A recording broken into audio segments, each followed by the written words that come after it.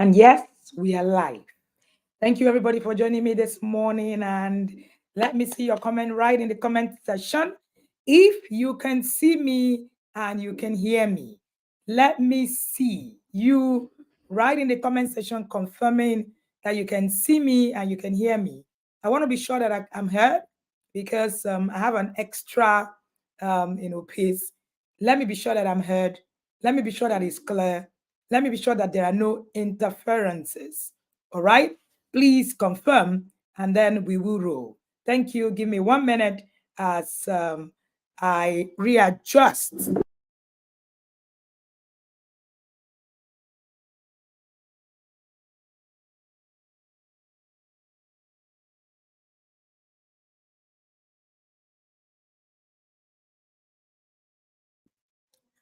All righty. All right. All right. All right.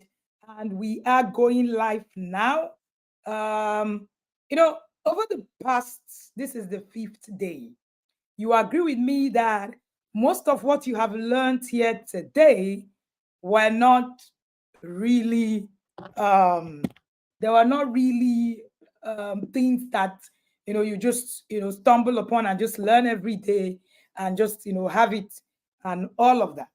So much have been shared day 1, day 2, day 3, day 4, day 5, which is today. I am going to try not to just, begin to go over all of the things that have been shared. I am hoping that all of us have been able to catch replay, even if you haven't. The replays are available and you can always go over them over and over again. And if you can see my screen, just put it, all right, that you can see my screen. Also, by the way, I want you to describe the last 4 days with one word. Last 4 days with one word. This morning I was trying to, study the Sabo deal that we actually signed as a nation. And, I had a lot of people with, a lot of counter, and for and against and all of that. And then so people have reached out to me to say, what's your opinion? What do you think? Did you read this clause? Did you read that clause? And I smiled. I remember that some years back, we had come up to actually share that we were approached to actually sign a deal that is a little bit similar, of course, with very silent clauses. And then somebody said, but there's not really no place where this thing was written. And I said that one of the most powerful tools in these last days is discernment.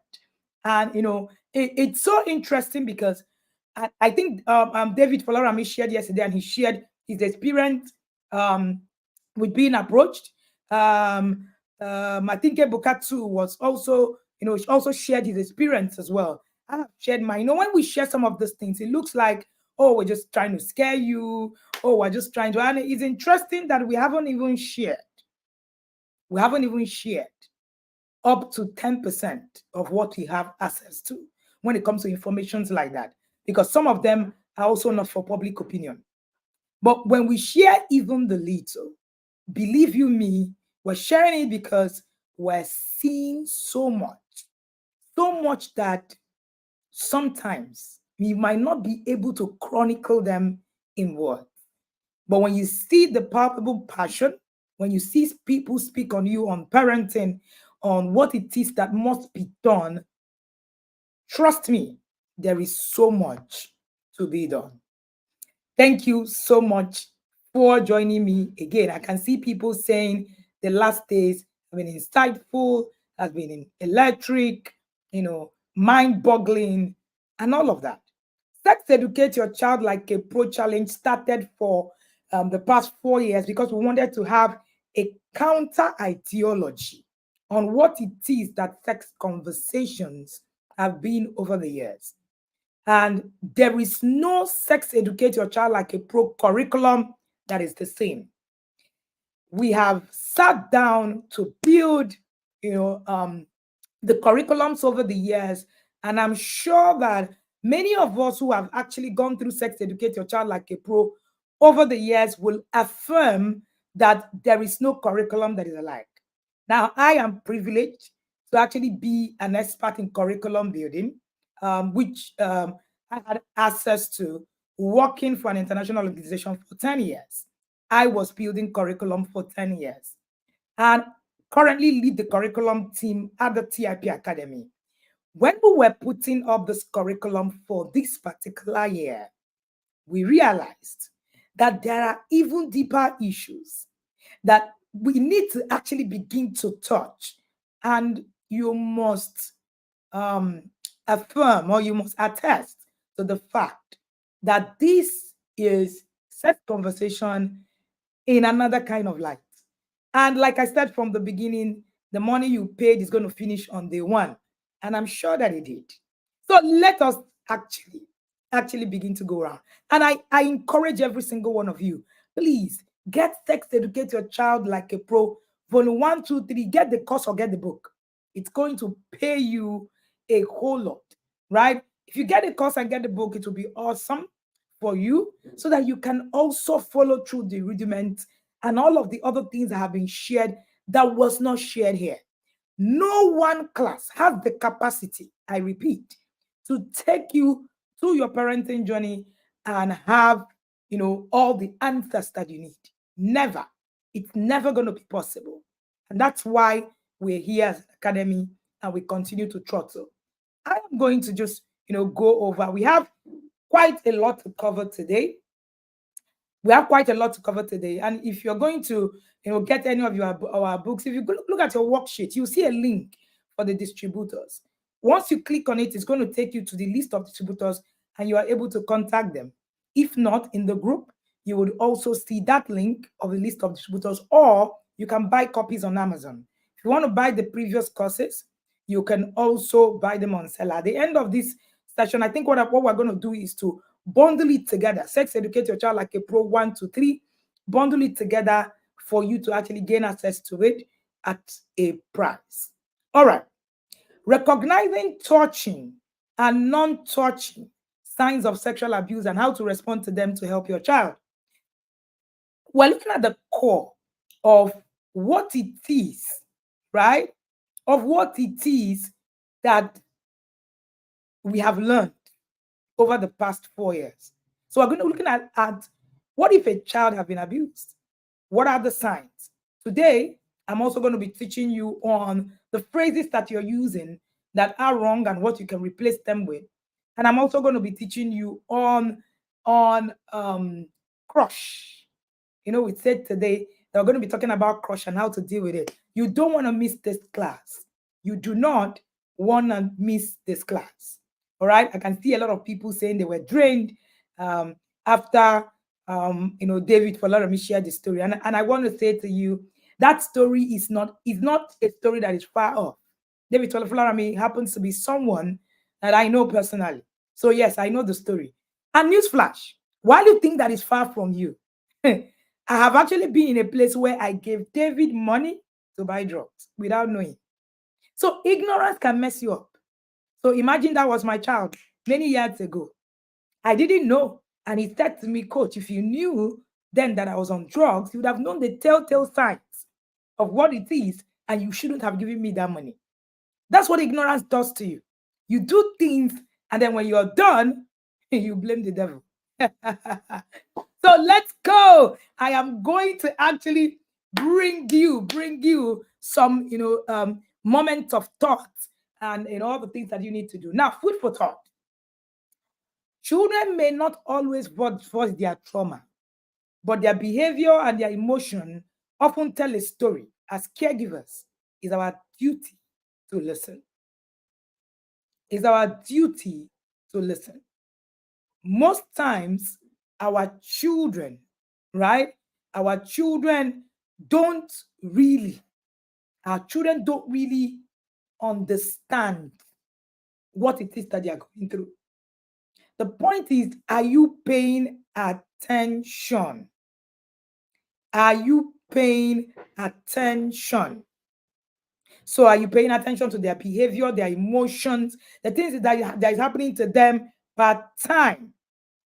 Now, what's the objective of this particular module? We want to recognize and understand, right? And understand sexual abuse, the non-touching forms, the touching forms, how do you identify them, the step-by-step that you will take if you suspect that your child has been abused. Sometimes our children are being abused under our noses, we don't know. If you know the telltale sign of abuse, you will not wake up one day and just say, hey, I just saw my children watching porn. And then everywhere, you should be able to recognize it from the days that it started, early days. It shouldn't be something that you are seeing after 1 year, after 2 years, after several years. It was David who was teaching yesterday who said that before drug, by the time drug is coming to manifestation, 2 years has gone. And I say that before abuse, when it comes to sexual abuse, comes to fruition, most times it's more than a year, because the abusers actually they put their games together. The other day I was sharing, I think a few years ago, I shared a curriculum for predators, people, pedophiles. They have a curriculum on how to get at children. It's online. And I shared it, and I was telling the parents in the inner circle. And I said, and you say you will not build a curriculum to actually raise your child? When evil builds curriculum to get evil done, hey, is that a joke? When evil builds curriculum to get evil done. On the first day of this conversation, I shared a scripture. Oh, not I think it was in the inner circle. The Bible verse that says, train up a child in the way he should go, and when he grows up, he will not depart from it. We quote it every day. We shout it. We quote it when we are not supposed to quote it. We quote it when, a child does something, you're proud to, just get aggressive. You hit a child thinking that, that's the way to go. And then you just beat the child blue, black, and said, the Bible said, train up a child. That's not what the Bible means. The Bible actually said, train up. It means that there is a way. It says there is a way, right? A way that the devil, a way that the child will be going. So each child has a way they will go. The point is, do you have a curriculum to actually get your child to get there? How do you send someone to a place you have never been? How do you take someone to a place you do not understand? How do you want a child not to depart when you have not used a blueprint that have been created for the child to get to where they are going? Do you know why the LGBTQ community is so strong? There is the curriculum. There is the blueprint. Anything you want to last, you pass it through a blueprint. Anything you want to change, you pass it through a curriculum. The moment you want to change a behavior, you want to change a child, you build a curriculum through them. That's what we do in the inner circle. You build the curriculum and pass the child. How do you get someone to a place you do not understand or you do not know? That's the conversation today. So the next time you quote, train up a child in the way he should go, and when he departs, he will not depart from where he grows. Remember that there is a way, there is a blueprint. So that the next time you say there is no curriculum for parenting, you actually shield your child and actually sit down to actually think about it and ask yourself, do I have a blueprint of where this child should go? Remember, it didn't say the way you want your child to go. It says the way the child should go. Nobody manufactures a product and do not put a curriculum to how that product is used. So the conversation that says that there's no curriculum in parenting does not have any curriculum. You just do it, you just wing it. That's a conversation from the pit of hell. Because everywhere in the scripture talks about a blueprint. Talks about a blueprint. Do you have a blueprint to where it is that a child must go? What are the touching signs of sexual abuse? A child that have been abused, that it's touched and all of that. Child have been touched, have contact. When we talk about contact, we're talking about when you actually interface, right? When you actually interface, that means you have touched the person. Unexplained bruises. You wake up, your child have cuts on their body, they have marks on their body. You're not paying attention. Now, let me say this. You cannot recognize these signs of sexual abuse without time. I usually say something, to the parents in the inner circle. Time is a determinant to what it is that your parenting will become. time is a determinant to what it is that your children will become through your parenting.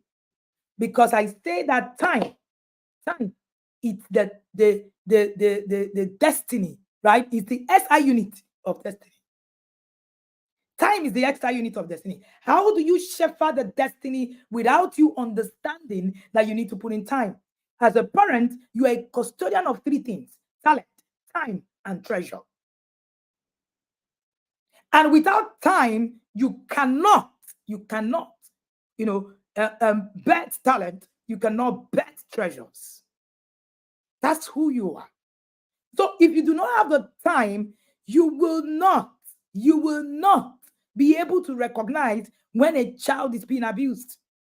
When I talk to parents and, we're in a session and I'm saying, oh, you need one of the affirmations you do when you get into the inner circle, very, key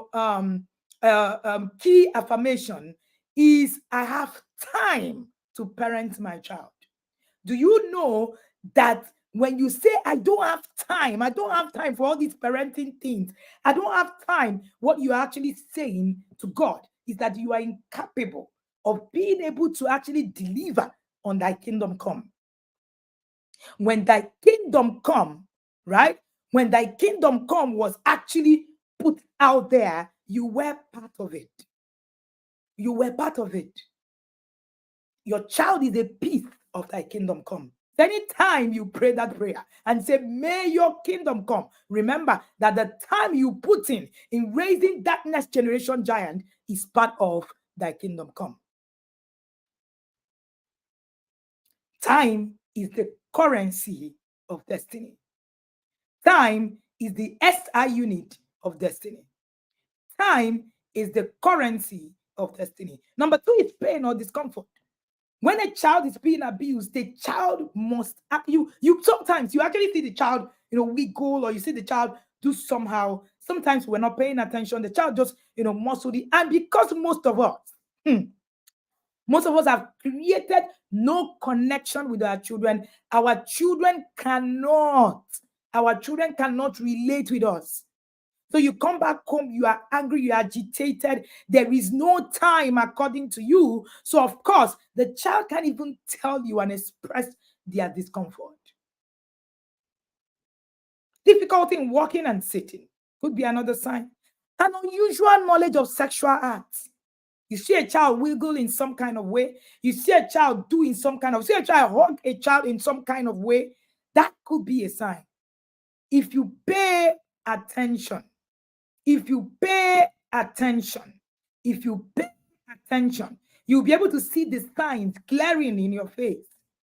Deji Flowerme was sharing yesterday, and a lot of you actually, listen to me. I didn't hear the side of what the father did or the position that he took to that conversation, right? I'm sure that the fathers in the inner circle have that part of the gist. There's many dimensions to every story and what it is that we're going to pick from it. So every time that you look at, your child, if you pay attention, you will be able to recognize. What it is that is wrong with that child. Are you following me? Can you hear me? Non-touching signs of sexual abuse. Non-touching signs of sexual abuse. Sexual comments, jokes, innuendos. You just throw it out there. You just, you hear the child make some very... Now, these are non-touching signs. These are not signs that, maybe the child has been physically abused. These are signs that the child might not have been physically abused, but the child, is possible that the child has been, abused without, the signs. All right? So, sexual comments. Sometimes you hear a child just throw one, comment, somewhere. Please do not, or joke about sex. Please do not ignore it. Exposure to sexual materials. Exposure to sexual materials, right? it's important for you to also note that if a child is watching all of these things, it's a sign of non-touching is abuse. So people talk about, masturbation, people talk about watching porn. That's abuse for a child. It's even abuse for an adult. Indecent exposure. Indecent exposure. We're going to go really, deep into non-touching forms of sexual abuse, right? We're going to go deeper into that. We're going to see that as we go. Then sexual exploitations. Now, forms of non-touching sexual abuse. I wanted to do these forms of non-touching sexual abuse so that I can give voice to what it is that I shared in the previous slide so that we can also understand it better. Number one is exposure to inappropriate content. That's a non-touching form of sexual abuse. If you're watching a movie that your child has no business watching, that is abuse. Did anybody hear me? If you're watching a movie, this one is hard. If you're watching a movie that your child has no business watching, that is abuse. So you put BB Niger and you're watching with your child. Inappropriate exposure involves an adult or an individual actually, showing content that is inappropriate to a child. Pornography. When you actually show a child the pornographic material, whether online, in print, or in media. Some people have asked me, oh, can my child watch this? Oh, can I show my children, what bad picture meant? No, please. That is inappropriate content. You watch, what's that one? Korea movie. Korea, is it Korea? Am I correct? I don't know what the names are. You watch all the scenes, all the kissing scenes. Or it's after all, the children see it. What's the big deal? You are abusing your child. Ma, sir. You watch musical videos in your home. You're sitting down, the video is twerking with all the girls, and you say, it's the song we're listening to. Forget the video.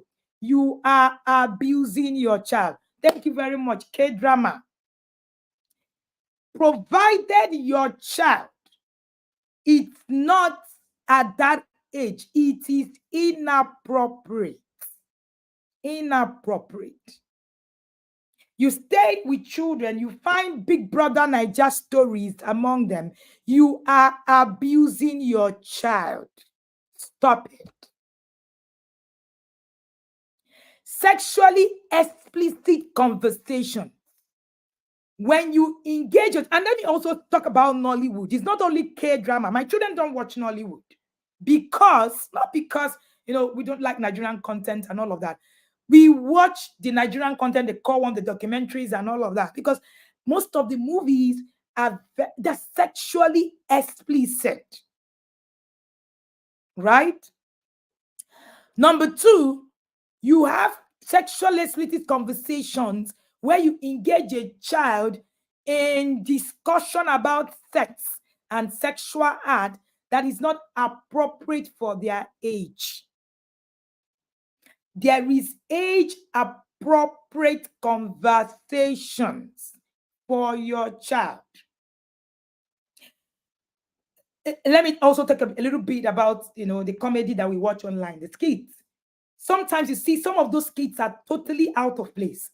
I sat down, I was with my brother's children, and, my brother was trying to scroll through, I think that was Macangel, or I was trying to scroll through his phone, and then there was Macangel. And then, I just looked through, I don't watch, and I just, saw that, video, and what he was saying was not for kids. Yet, I know parents who sit with their children watching the Angel say, oh, it's children's comedy. It's not appropriate, most of them. are inappropriate. Now, when I talk about sexually explicit conversations, sometimes you are even, sitting with your friends, right? You are sitting with your friends and you're talking about something. Your children are in the car and you're on the phone. That's abuse. You're on the phone telling your friend how, oh, how it was yesterday with your husband or what it is that happened. That guy that saw me. You are actually sexually abusing your child. It is non-touching. It is non-touching form, but it's still abuse. It's categorized as exposure to inappropriate content. And exposure to inappropriate content is a non-touching form of sexual abuse. Voyeurism, number 2, watching a child. Some people, some pedophiles, right? Some pedophiles explain age appropriate. Age appropriate is what a child should hear per time. Every movie has an age appropriate age. And even with that, in the inner circle, we say that you must watch a movie adarically. There's a way that the words come out in the academy. Now, what does that mean? It means that even when you see age 13, you need to sit. My children don't watch a movie I haven't gone through because I want to understand what is in that movie. So, age appropriate, we mean, can my child watch? Is it for my child? Every K drama is not for a child. None. Those Z word and all of that. I hope that helps you. Voyeurism, watching a child. When you observe a child in private situations, you are undressing, using the bathroom without their knowledge or even their consent. When you are watching it, of course, this has to do with people who are pedophiles. But for you not to give your child the sense that it's okay, especially when your child is beginning to, get to the age of puberty, 7, 6, 8, 9, depending on the maturity level, and then the dependence process. By age 8, your child should actually be independent enough to begin to actually do private things like taking their baths themselves, so that you don't give the child um um the ideology that it's okay to just watch someone who is having a bath. And that's why it's also abuse. When you have a bath with a child, you are abusing your child. Installing hidden cameras. Some people place hidden cameras in a child's private places to watch them and record them. Of course, this has a lot to do with people who do child porn. I hope you know that people do child porn. People actually go online to watch children who are, sexually abused and all of that. Pedophiles. And don't tell me that it's not a Nigerian thing. It's very Nigerian, extremely Nigerian. Let's not even go there. Yesterday, I was on the street with my brother, and we were walking through the streets, where my parents live, and I saw a girl, a very little girl, and then an older man who was, fumbling her, right?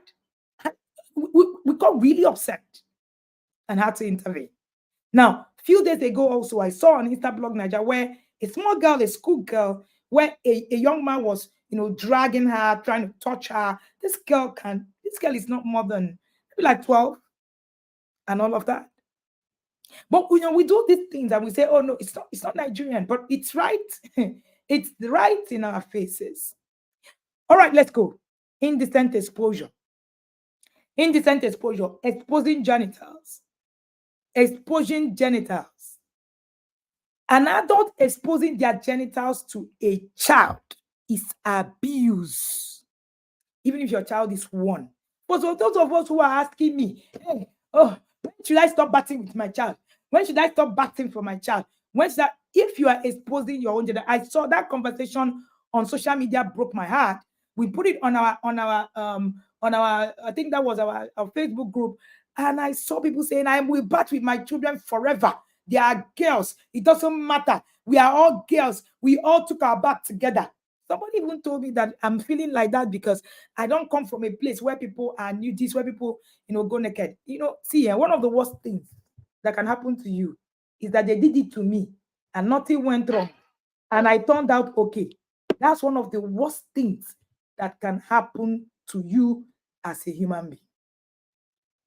I turned out okay. They did it to me, right? They did it to me. I turned out okay. There is something, everything wrong with it. Please don't do that. Don't do that. One of the best gifts you can grant your children is to be the person who is faced with and dealt with their trauma. Don't pass your trauma onto the next generation with, oh, that's how they raised me. Just because it's done to you doesn't mean that it should be done again. Doesn't even mean that it should be right. So let me tell you, newsflash. And I was telling the parents, I think I was also sharing it, and I said, the truth is, some of us saw, I come from a nudist home where my grandfather, his children, everybody can be nude, everybody can be naked. Does it make it right? No, it doesn't. It doesn't. It doesn't. Please do not have your it's it's traumatizing. Do not have your bat with a child. It icks me. Like, how does that even make sense? It should never happen. Whether your child is 1 or 2 or 3 or at any time, never expose your body to a child. That is abuse. Number 2, performing sexual acts in the presence of a child. Whether the child is sleeping, awake, half awake, please never do it. It is abuse. It is abuse. Never, ever, ever do it, please. Many times we just say, oh, the child is sleeping. Or we say, oh, the child doesn't really understand, right? Understand that they won't really know what I'm doing. Please don't do it. I've seen children ruined watching their parents have sex while their parents never knew that anything happened. Number 3, number 4, right? The next one is grooming. Grooming. Grooming, it's also sexual exploitation. Sexual exploitation.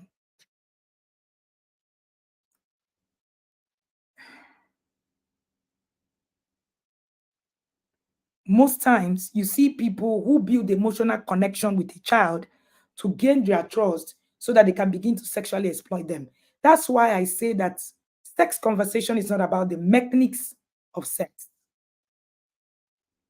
Sex conversation is not about the mechanics of sex. Somebody's asking about pecking your kid. So please, it's nothing about kissing your children on the cheek, on the wherever. But of course, not kissing them mouth to mouth. I'm sure we already know that.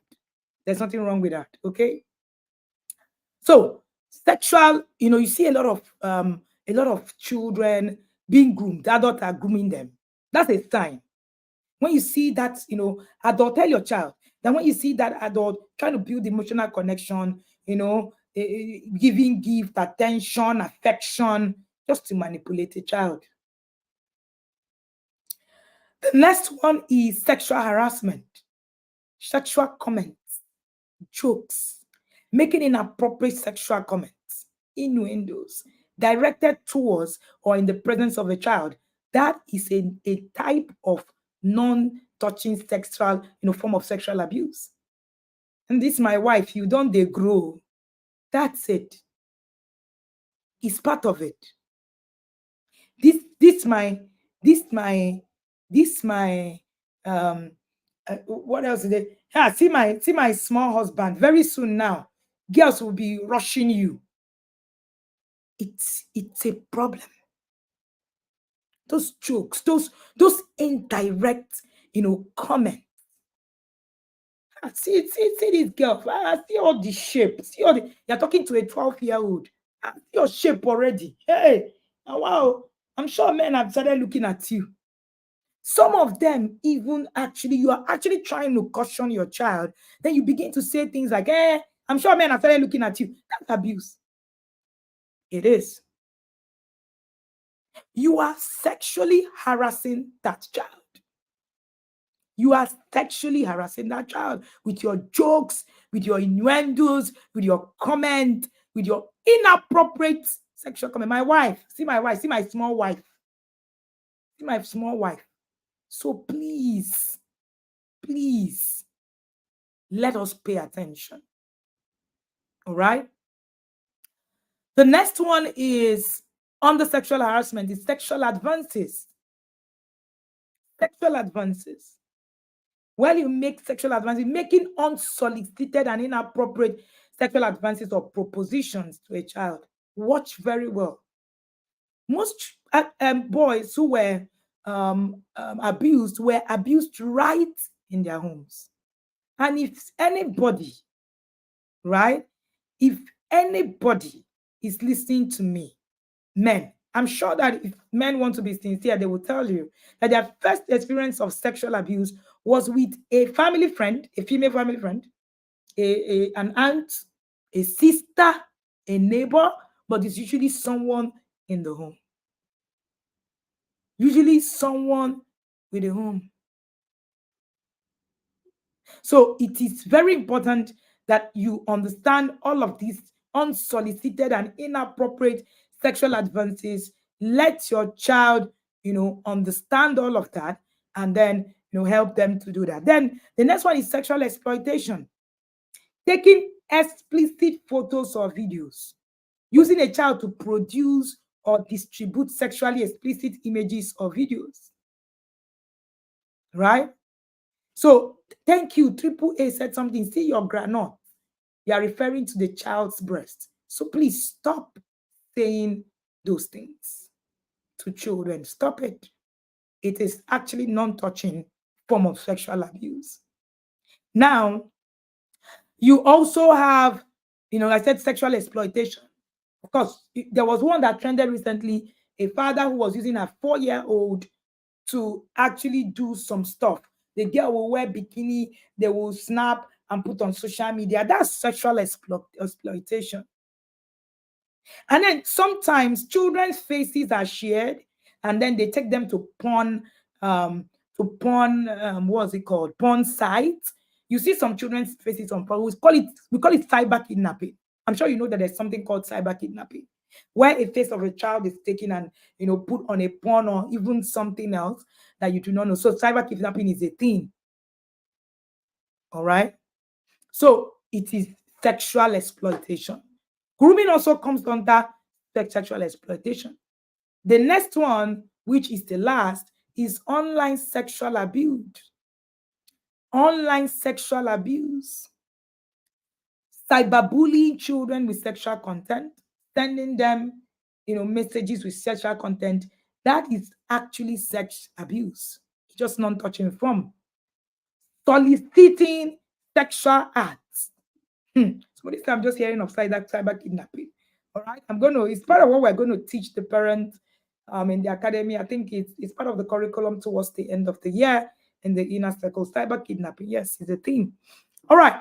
Soliciting sexual act, engaging a child in conversation about sex, soliciting her through online platforms. That happens a lot. Sharing sexual content.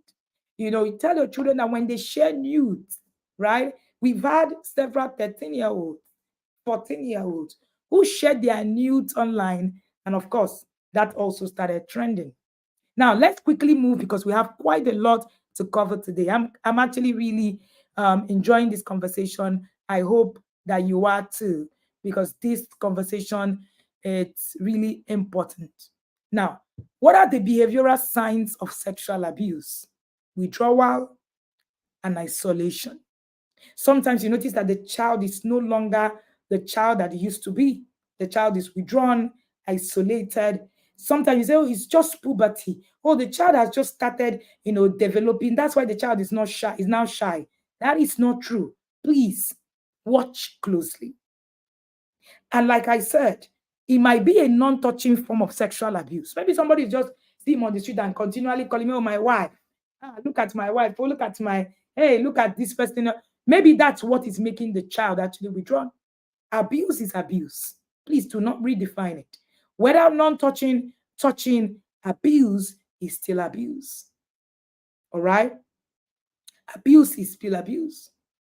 This is important. Number two, regressive behaviors. Regressive behaviors. This is so important because it actually gets the child to the point where, the child will regress. The child is no longer, you know, the child that they used to be. And then you're wondering, what happened to my child? I've been talking to this child and all of that. If you notice any kind of regressive behavior in your child, please remember that it needs to be dealt with. It needs to be dealt with. So regressive behaviors are, important for you to take a look at. Regressive is not, so the difference between regressive and aggressive is that the other one shuts out, the other one shuts in, right? One, makes the child be out there and the child is trying to, attack. The other one retreats, right? Regression retreats, aggression attacks. So if the child retreating, don't say, oh, since my child became a teenager, oh, my child is now quiet, my child is now, please pay attention to all of this. It's possible that your child is retreating, but you do not know and you are not aware of it. So pay attention to the behavioral signs of sexual abuse as well. Okay? Now, and then another thing that can be, a sort of regression will be bedwetting. No, the child has actually progressed. So regression is also, that the child has progressed so much, and then the child now starts to do things that they've stopped doing. So all of a sudden, you see that your child is all of a sudden you see that your child is watching porn. Is bedwetting. Meanwhile, the child has stopped bedwetting a long time ago. Or the child is afraid of the dark all of a sudden. Or the child is sucking their thumb all of a sudden. It could be a sign. Somebody is asking, how do I handle your child who watches a husband who watches porn and solicit nudes? Please get to the Marriage Still Academy. I think the governor is there. The governor, my husband, runs a marriage academy. I am not a marriage expert, so I can't really solve that problem for you. But one thing I know is that your husband probably is dealing with a lot that he needs to deal with. So you guys should still counseling. If you now need to actually go through, process of healing for, whatever it is that you've been through, then of course you will now be referred. Now, another thing about the next one is aggression also and disruptive behavior, outbursts of anger, hostility, so that's that's also something to look out, for, right? That's also something to look out for. All right. And then you also have fear of certain places and certain people. They are now reluctant and they refuse to go around a particular kind of people. And you say, no, why don't you want to go to that uncle's house? Let me tell you a story about myself. Very interesting story. I remember that I was almost raped by my father's colleague. I had gone to deliver a message my dad gave me, and I went to that place and I gave him, it was even money, and I dropped the money for him. I was about 14, about my daughter's age, and I cannot forget. And then this guy just shuts out and locks the house. Somehow I was able to escape. And I remember that I couldn't tell my dad immediately. Now, my reason for not telling my dad is that my dad can actually be very extreme. My dad was going to kill the guy, and I knew. So I didn't want that to become an issue, which is also very wrong, right? And so I kept it to myself. Every day, my dad would send me there, I said, I'm not going. I said, I'm not going. So it became like rebellion. So I had to one of those days sit my mom down and say, this is why I don't want to go there. And then, so every time daddy pushes, my mom had to say, you know what? Stop sending this girl there. She's never going to go there again. That was the end of that conversation. Until I got married, I had that conversation with my dad. The day he heard it, he was so furious that he wanted to go and look for the man. So when your child is afraid of certain places or certain people, please pay attention, do not force them. Another thing is changes in hygiene. When you begin to neglect personal hygiene, you become overly concerned with cleanliness. Either of the two. right? Could be a thing. It's not always the case, but it could be. Another thing is eating disorder, right? Changes in eating habit, like loss of appetite or overeating, could be a sign. Another is self harm, engaging in self harm, like cutting, burning. You see young children who are cutting themselves. Most children who cut themselves is a psychological issue. Most of the times you will see that they've been abused, either physically or sexually, emotionally, or otherwise. I hope you are here with me. Let's move on. Alrighty. Emotional signs of abuse, right? Emotional signs of abuse.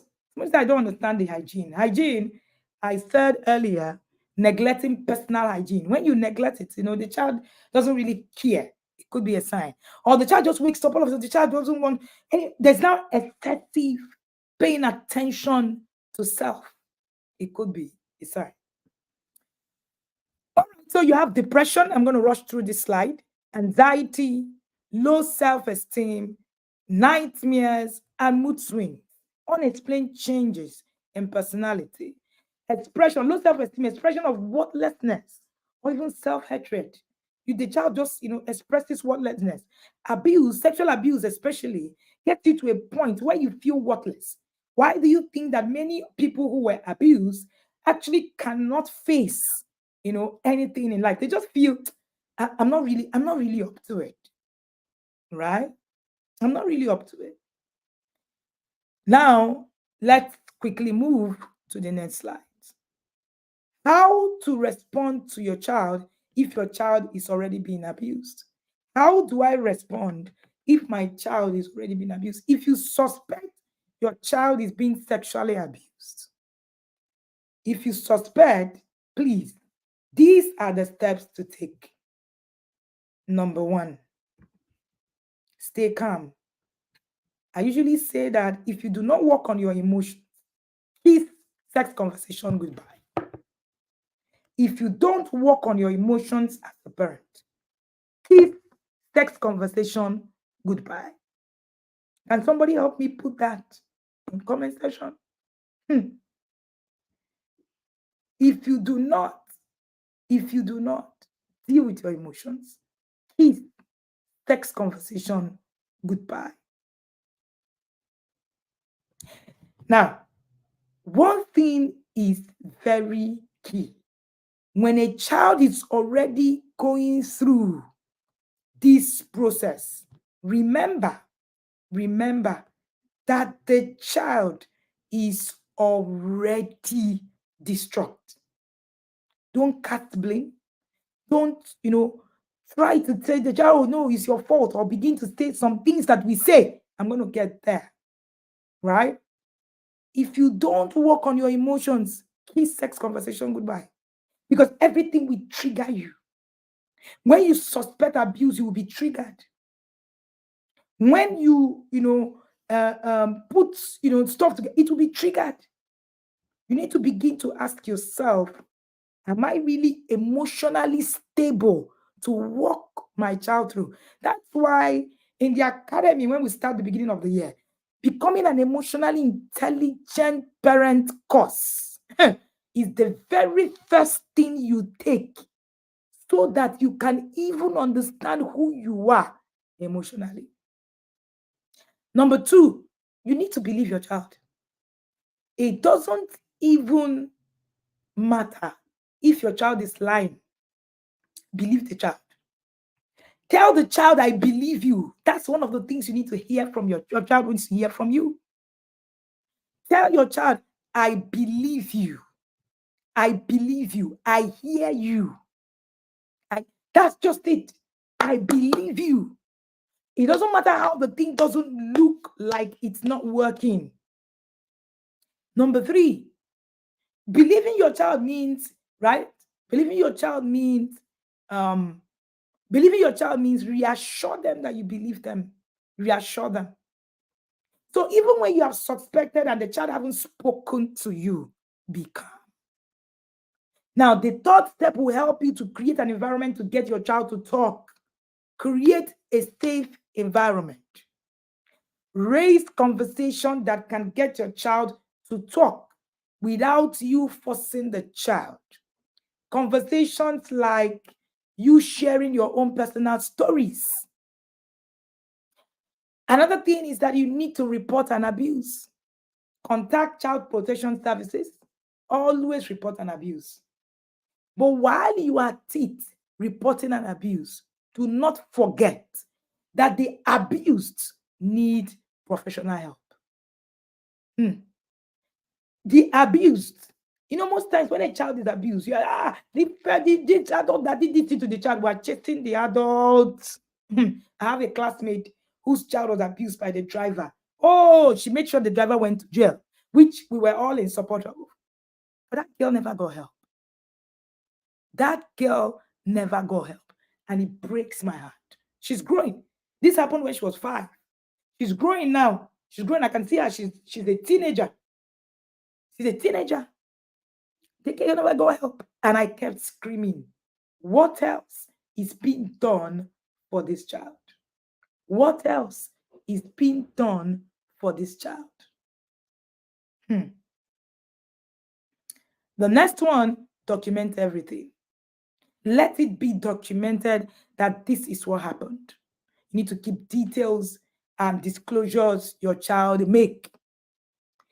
And then when you are done, many times when you are done, we actually, you actually just, think to yourself, I need to be faster. My time is running so fast.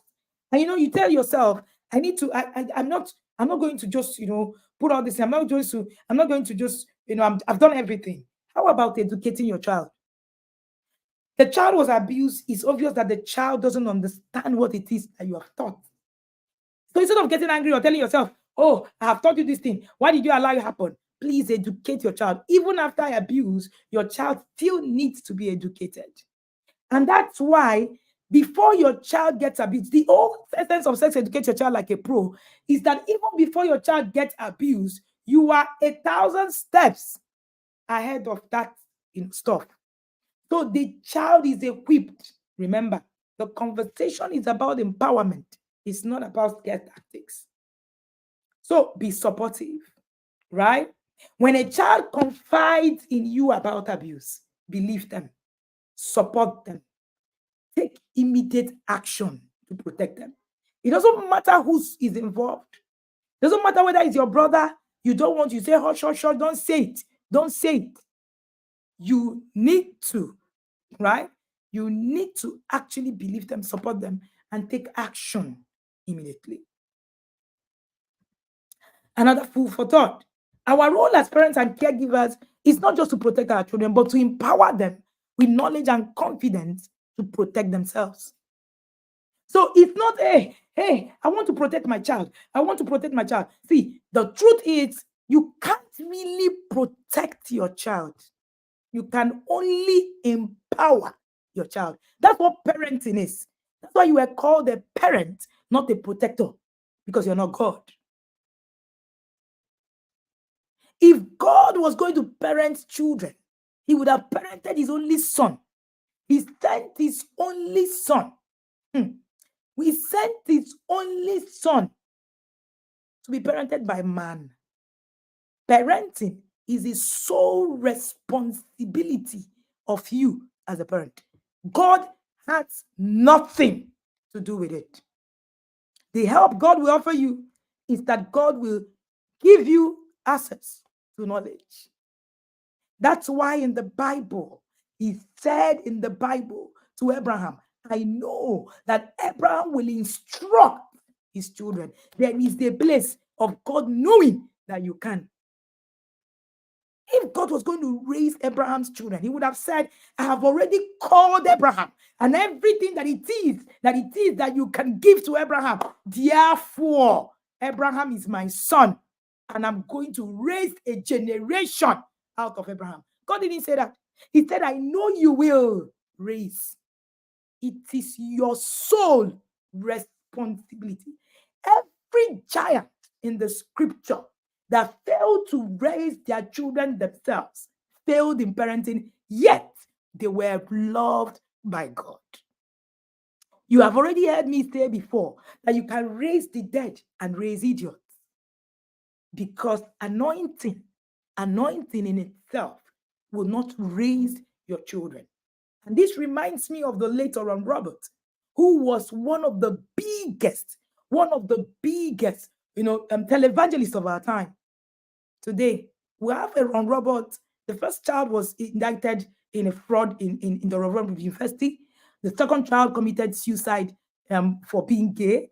His grandchild leads the gay community in Los Angeles today. So it is not about I am anointed. It's not about I'm a man of God. It's not about I'm beloved God. David was loved by God. The Bible said David was loved by God.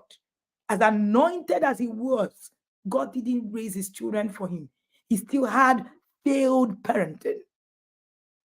Again, our role as parents and caregiver is not to protect our children. You do not have the power to protect children. You have the power to empower. That's who you are, a parent. A parent. So in your parenting journey, I just want you to realize that all these are God is God that parent children. God is going to help me. God has helped you already. God has helped you already. So that prayer, I need grace. You see that prayer? Parents in the inner circle know that you don't pray it. I need, hey, God, give me grace. So grace is already there. Why are you asking for grace? What does that mean? Grace is given. All right? Grace is given. So anytime that you remember that you're a parent, remember that you have a responsibility to empower. Some people are asking me, oh, my child that is 2, do you empower the child? Yes, you can empower a 1-year-old, a 2-year-old, a 3-year-old. 2 weeks ago, I went out with a parent in Maryland, in the States, and it was a parent in the academy whose 3-year-old saved her life in the US. She slumped, and this guy knew to call numbers, knew how to strap the sister not to fall, knew what to do with the mother to be able to be saved. Why? We taught safety education in the inner circle, and this woman replicated it the same way we taught it to a 3-year-old, and her life was saved. Your child can save you by you empowering them. Than you'll be empowering them. So don't say, God help me, oh, God help me, oh. You know, the kind of prayers we pray that are empty. Oh God, stop it. God has already provided help that there is. There is a grace available that God has given you. Key into it. Go into it. Any child can be taught. Any child can be empowered. Any child can be empowered. Any child. Please don't sit down here and just tell me, oh, my child is not going to follow. My child is still small. You can empower any child. A 2-year-old from a parent in the inner circle recently was being touched by a 12-year-old. A whole family. A 12-year-old was abusing the 2-year-old. This 2-year-old, because of the kind of empowerment she had, was able to come to the mother and say, see, I'm uncomfortable. There's something happening. When the mother realized that this girl was being abused by a 12-year-old, and it is her godfather. She had just gone for a holiday in that home. And you know the news flash. That child who is 12 is also being abused, also a victim. She's not an abuser because she is also a minor. When she reported to me, I said, no, we're going to search what it is. By the time we were done, 4 children, all of them, old, big, small, all have been practicing lesbianism in the past several years. Parents didn't know about it. Parents didn't know about it. Any child can be taught. Let's put that and have that in mind. I'm going to be sharing with you common mistakes parents make and how to get it right. I call it talking truth. I'm going to be sharing, some with you. I'm going to share 50 with you. It's quite a lot. It's quite a lot that I have on common mistakes. So I created this as the 100 common self-talk mistakes parents do and how to get it right. Right? We have this right in our cellar, but let me just share with you on these common mistakes for time. I'm going to just rush through them and then walk through with you. Are you being here? Are you getting what it is that you need to get? Are you excited? Let me see your comments in the comment section telling me that you are enjoying the session. If you are, thank you so much for joining me today. Thank you so much for being here. I am particularly excited about the conversation today. All right. So we are now on talking truth. If you have questions, I'm going to try to finish in time and then ensure that, we have these questions with you. Let me quickly share our talking truth, few of them. Time won't permit us to, even if I share all of them, I would advise that you just get it as a guide so that you can, you know, um, also walk through it. We are going to give you an offer to get this guide for 1K today. After today, it goes back to the original price. But I'm going to, share with you 50 of them. Number one, sex is a sin. Why is it wrong? It creates the wrong perception about sex itself, right? And creates an evil perspective of something God has created for good. What is appropriate? Sex is not a sin. Premarital sex is a sin. Sex is a sin only outside of marriage. Now, that's how the book goes. There are 100 pages, 100 of them, wrong, wrong, different, things each page. So it means that you can just go to a page and just pick out what it is that you are, learning or you want to learn, and just quickly run it through with your children, okay, and just walk through it. Number two, girls need to protect their purity. We say that a lot, right? Girls need to protect that. Why is it wrong? It places the burden on girls and suggests that purity is for girls alone. What is the appropriate thing to say? The appropriate thing to say is everyone is responsible for their own sexual purity and decisions. And purity is not a sole preserve for girls. Boys should also be pure, right? The team is going to share, the seller link so that you can get the book for 1K today. Number three, only strangers can hurt you. Why is this wrong? Most abuse is perpetrated by someone, the child knows. Appropriate. Anyone can hurt you, even people you know. Walk away and always tell a trusted adult if that makes you uncomfortable. Another one says, um, if someone touches you, tell me immediately. We say that a lot. Why is it wrong? It makes the child feel guilty. It makes them, if they don't tell you immediately right away, there's a guilt that comes with it. And it does not empower them to protect themselves as the only way to tell you, right? The only way to tell you. What is appropriate? You tell the child it's important to tell me or any other adult if the child, right? If somebody touches you, but most importantly, you need to say no and move away. You need to say no and move away. Another wrong thing we say: never let anyone touch your private part. You've heard me say that often and often again. This implies that anyone can access any other part of their body that makes them uncomfortable. What is the appropriate thing? Every part of your body is private to you, and no one should make you uncomfortable with their touch. It doesn't matter where it is. Another thing we say: just say no. Somebody makes you uncomfortable. That disempowers the child. It makes the child feel powerless. Telling the child just say no is a powerless statement. Because if someone makes you uncomfortable, instead of saying say no, why not say that, say, assertively, walk away, scream, tell a trusted adult, right? Now, number eight, don't worry, this will never happen again. A child comes to you, tells you about an abuse, and the first thing you say is, don't worry, this will never happen again. Please, please, please do not say that to a child. Why is it wrong? It dismisses the possibility of abuse. What is appropriate to say? It's important to know these things. It can happen to anyone. I want you to get prepared. Number nine, If you don't want to hug someone, you are being rude. We say that sometimes to a child. It undermines the child's autonomy to their body. What's the appropriate thing to say? You don't have to hug anyone if you don't want to, but just be polite about it, right? It's your body and you get to decide. If someone touches you, you have done something wrong or you have encouraged it, it places the blame on the child. Appropriate is never your fault. If someone touches you inappropriately, always tell me or a trusted adult if it happens. You're going to love the way the 100 common sex mistakes is written. We wrote it in a way that is exciting, that each page just comes with, the colors, the truth, and the appropriate thing, the false and the truth, right? We say things like, don't let anyone know about it. This is embarrassing. Why is this wrong? It fosters secrecy and shame.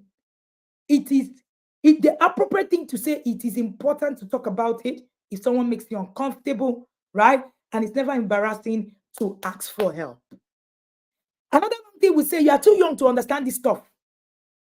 Please do not ever say that. It underestimates the child's ability to understand body safety. Any child, any day, can understand something. A few days ago, a parent in the inner circle asked me, that the child who is 5 said, "What is rape?" And then she just said, "Oh, it's not your age." And then she walked away. I said, "No way. You actually must break down that conversation to the age-appropriate conversation for that child. A simple rape is someone doing things to your body without you wanting it, right? Could be a simple way to explain it to a 5-year-old, right? Somebody said, please remember to talk about having crush. Don't worry, it's part of the curriculum. I'm coming. I'm getting there. Don't go anywhere. This is going to get hotter as you stay here, all right? Another thing we say is, what's the big deal? What's the big deal? Just forget about it. The child actually shares a concern with you and say, this uncle is calling me my wife. I don't like it. You say, what's the big deal? You are minimizing the child's concern. That's why it's wrong. What is appropriate? Your feelings are appropriate. Let's talk about what happened and let's find a way to make you safe. Another thing that is wrong, good children don't talk about these things. Christian children don't talk about these things. Please do not say that to your child. Do not say that to your child. Why is it wrong? It creates a stigma about discussing sex. What you should do, it's okay to talk to me about these things, anything that makes you uncomfortable, right? Another thing is we say that could be wrong is you shouldn't have worn that outfit. You shouldn't have worn that outfit, right? And we say that a lot to our children. As much as I understand that the outfit for decent dressing, right? But when you say that in the midst of all of that, you blame the victim based on their clothing, right? And then what is appropriate? What you wear is never a reason for someone to touch you inappropriately. Your child must hear that. However, decency should be because you're honoring your body and you're honoring God. All of the things that I am sharing with you is actually contained in the Talking Truth. I call it Talking Truth. 100 common sex mistakes parents make and how to get it right. Another thing that we say is, why did you say something sooner? Why did you say something soon? We say it a lot to our children when they speak up for abuse. I watched a video on social media where the child who is, I think she's about 7 or something, her mom was asking her, so when did they now touch you? How did they touch you? So why didn't you say it since? We say all of these things because we are not aware that they are wrong. Why is it wrong? It will make the child feel guilty for not speaking up. What is appropriate? No matter when it is that the child talks to you, remember that the child is actually okay. Tell the child it's never too late to talk about what it is that happened. It's never too late. All right? So the team is going to share on the Talking Truth. There's so much. We say things like, don't trust anyone. What does that mean? It creates an unrealistic, fearful worldview. What is appropriate?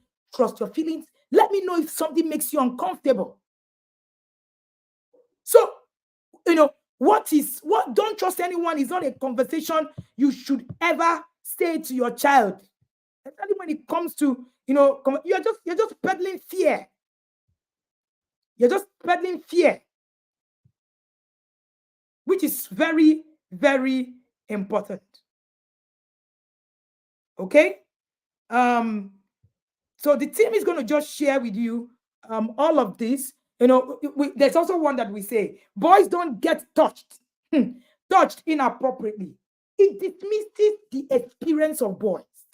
How do you say that? Somebody is touching a boy on the shoulder, the boy doesn't feel is appropriate, and you too, you are actually telling the boy, hey, it's nothing, it's not your private part. Anyone can be touching appropriately. That's what you should be teaching. Anyone can be touched inappropriately. It doesn't matter who, a boy, a girl, right? We say things like, don't be such a baby. We say it to our children. Don't be such a baby. Why is it wrong? It belittles the child's feeling. A child is two, and a child is actually saying something, right? And say, oh, don't be such a baby. Don't say that. Don't say that. Don't be such a baby is not a conversation you should have, and why it is that you're going to talk to your child. Now, you also say things like only bad children get touched. It implies that abuse is a result of bad behavior. Abuse is a result of, that's not true. Abuse is not a result of bad behavior. So what do you say instead? You say it is never your fault. If someone touches you inappropriately, this is what you must do. You tell your children things like, we will handle it privately. Don't tell anyone else. You are encouraging secrecy and isolation. What should you say? It's important to get help, support from trusted adults. Sometimes we say things like, you are overreacting. You are overreacting. It invalidates the child's feeling. That's why it's wrong. What's appropriate? Your feelings are valid. Let's talk about what happened. Another one we say is, you should have known better. You should have known better. What does you should have known better mean? He blames the child for the situation. He does. What should be your response? What should be your response? It's not your fault. Let's figure out how to keep you safe. Let's figure out how to keep you safe. It's not your fault. And another one we use, another phrase, boys will pressure you into sex. Who is guilty? Where have you found yourself? In the inner circle, they will say, which of the arrows has shot you? Which of the arrows has shot you? Boys will pressure you into sex. Wrong. You stereotype male behavior and take away power from your daughter. That's what you're doing. It means that your daughter will be pressured. You are telling your daughter that she does not have the power to actually make decisions and actually not fall into that. So you're telling your daughter that you're powerless. Once they do, they're going to pressure you. What is the appropriate thing? It's important to only have sex when you already are married and communicate your boundaries. Let them be empowered to make decisions. Themselves. I had to take my time to write this book because I had seen a lot of very common mistakes, little mistakes here and there.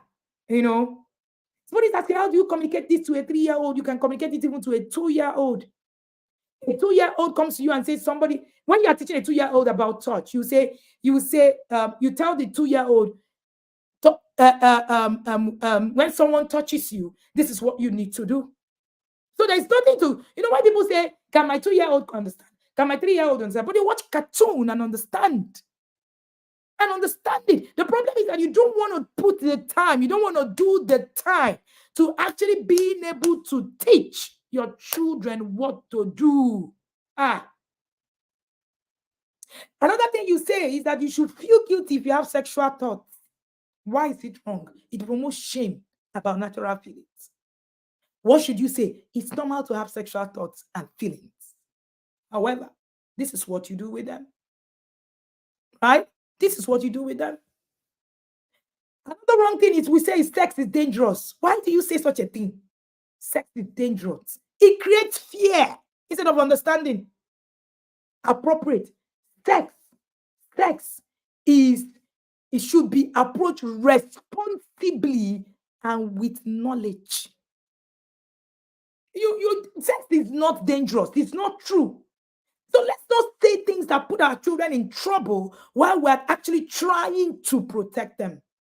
Another thing that you want to look up for is that it's okay to joke about sex. Never. It can trivialize a serious topic. Sex is a serious topic and should be discussed respectfully. Another thing we say to children is you are too young to learn about sex. You are too young. Why is it wrong? Children need age-appropriate information at any level. What is the right thing to say? Let's talk about your body and how it changes as it grows. That's the right thing to say. Let's talk about your body. Let's talk about your and how it changes as you grow. Can you see the difference with saying, oh, you're too young to learn about sex? The child is already inquisitive and curious. Or you even say things like, boys will be boys. Boys will be boys. It's wrong. It excuses inappropriate behavior. It excuses you just tell them that it's okay for boys to do anyhow. And you know what? Our parents said these things, and we're saying these things. Boys will be boys. Boys will be boys. You know, somebody's asking how do you teaching a child body safety, for instance, a toddler could just be that your body is not a toy. I taught the parents in the inner circle under body safety plan, and I was teaching about how you can tell a 2-year-old, my body is not a toy. Now, the toddlers in the inner circle, all of them sing to you, my body is not a toy. Don't play with my body. It's not a toy. It's not a toy. Somebody's asking whether their children can watch replay. Your children cannot watch this class. It's not for them. It is for parents. If you get your children watching any of these classes, you are manipulating them. And that's you using scare tactics. That is not education. That is not empowerment. That will destroy your child. I hope somebody got that. All right. Or we say something like, just wait until you get married. Your child is talking to you about sex. Just wait until you get married. Why is it wrong? It doesn't provide practical guidance. I don't know what else to do. Wait until you get married. Then, just like that, what is appropriate? It's important to wait until you're married and ready and safe. And here is why it's important. You attach your family value. You attach your family value. Another wrong thing we say, sex is only for making babies. How do we even say that? Sex is only for making babies. Sex is only for why? Do you know why it's wrong?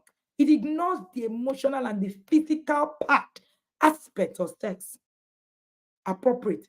Sex can be a way to express love and affection, and that is why it is not something you do outside the confines of marriage. Right? Another thing that you want to also look at is talking about sex will make you want to do it. We say that again. Talking about sex, we want to make you do it. No, that's not true. It promotes ignorance over education. Appropriate understanding sex will help you make informed decision. Another wrong thing that we say is you will understand when you are older. You will understand when you are older. Who is guilty? You understand when you are older. It avoids giving immediate answers. See, when you do avoidance mechanism in sex conversation, it doesn't help you. It actually doesn't empower the child. It doesn't empower the child. Right? So you will let's talk about what you're curious about now. When the child is asking me a question, oh, tell me what you're curious about right now.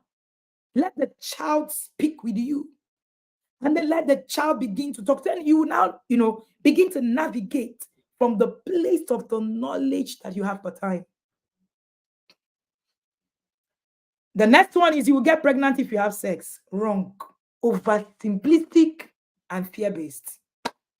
If you have sex, you're going to get pregnant. Is it a lie? No. But it's just oversimplistic and it's fear-based. But you need to actually say that sex can lead to pregnancy if you don't use protection. However, you should only have sex within marriage. Here is why: you share your family values in it. Don't worry about it, you will figure it out. Don't worry about it, you will figure it out. We say that to our children a lot. Why is it wrong? It leaves the child uninformed. It leaves the child uninformed. Mary Udo, I think you should go and watch day one of Sex Educate Your Child Like a Pro to understand what you're asking me, okay? Follow the classes, right? This is the last module. Okay, sex is something nice people talk about. Why is it wrong? It stigmatizes the topic. It's important to have an open and honest conversation about sex. The next one is just say no. What is just say no? Just say no is not an empowerment statement. It doesn't equip your child with comprehensive knowledge. Appropriate. Understand your boundaries, make informed decisions, and say no to the things that is not okay. So there are 100 of them. I have only been able to share with you 50 of them. The team will share with you how to get 100 truths, and you can always get them on our seller page, right? 100 truths. Only for today, it is 1,000 naira. Only for today. After today, we will take it back. It will be available on our seller page, and it will be on Amazon for those who want a hard copy, but we are not producing hard copy ourselves. Amazon can produce. If you are outside of Nigeria, you can get that. How do we deal with crush? How do you do with crush? Alrighty. Thank you so much, Auntie Tima. Yes, in this family, we don't have sex before marriage. Children want to be part of something that works. Yes. No child wants to be part of something that is not working. No child wants to, just come and just tell them anything. Children want to be part of something that works. So sharing your family value on the conversation helps you get it. So just say, no, but all my friends are just, having sex. Don't say, don't have sex. Sex is for marriage. That's vague. That's fake. Very, very vague. So something as simple as, in our family, sex before marriage is not allowed. And here is why. My children, we say we share why. We don't just say sex is not allowed. It's not allowed in our family. No, we tell you why. My husband explains the spiritual connotation, explains the psychological connotation, explains the emotional connotation. Of course, our children are old enough to hear it. But may your children hear sex conversation from you first. Somebody shout amen. May your children hear about sex itself from you first. Remember, the law of first mention. And because we're talking about non-sexual forms of sexual abuse, there is the law of first sight, like Jatima shared at the time. The law of first sight. What is your child saying? What can your child see? Protect the things that your child can see. It is very important. How do we deal with crush? I promised you that I'm going to give this bonus to you and I'm not going to fail you. I am, yes, that coach you love to love. Now, if you love to love and you love to listen to me, let me see you share the fire emojis. We're getting to the last lap of this class and I am excited. If you are, let me see your fire emojis. Of course, if you are a yada, you know what the fire emojis signify. The fire emojis is boom, boom, boom. It's coming, it's coming, it's coming. And I hope that this has been insightful for you. Let me quickly run through this crush part so that I will be able to answer a few of your questions, because I can see that quite a number of us, have a few questions. But remember that your questions, should be focused on sex conversations. And remember that sex conversation is only a part of parenting, only a part. Now, dealing with a crush can be exciting, confusing, especially for young people. Whether it's your child first crush or just one of many, it's important to guide them through the feelings with understanding, the support. And here is a comprehensive guide. I'm giving you comprehensive guide on how to navigate the emotion and experiences associated with your crush, with crushing.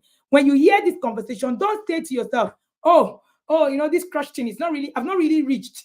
It's not really time. You'll be shocked. Your child in primary one will come home and tell you I had a crush. My first crushing experience was in primary one. I will share the story with you. You know that I told you that I'm going to share that story with you today. I'm sure the parents in the inner circle have heard me share this story, quite some time. But I'm going to share with you because, some of you are just listening to me even for the first time. In primary one, no, let me fast track back. In primary four, my own daughter came back and told me that, oh, this, one boy, she had a crush on a particular boy in primary four. And one of the wrong things with the child is it's not time. What is it's not time? Or in my time, I didn't even do like this. What does that mean? It means that you are also trying to run away from the conversation or try not to solve it. So that one of those days, her daughter had come and then she had told me about this particular, boy that was in her class. I really like him and all of that. I laughed hysterically because in primary one, and I shared my story with her. In primary one, I had a crush. I am very attracted to intelligent men. You want to get me? Please be intelligent. And I've always been like that since primary one. So there was Chijo Kokonkwo. Look at how I remember his name so clearly. Chijo Kokonkwo was my classmate in primary one. We were, seatmates, and we were the smart ones, in quote. He will come first, I come second, I come second, I come first, and all of that. Oh, I like this young man. And every day I talked about him. Every day I talked about him. So yeah, that's the story I told my daughter and how it is that we dealt with it. Every day I would talk about him. I would talk about him. I would talk about him. And, one of those days, when I left for secondary school in primary five. Something I don't advise you to do with your children, by the way. There are, attended consequences for that.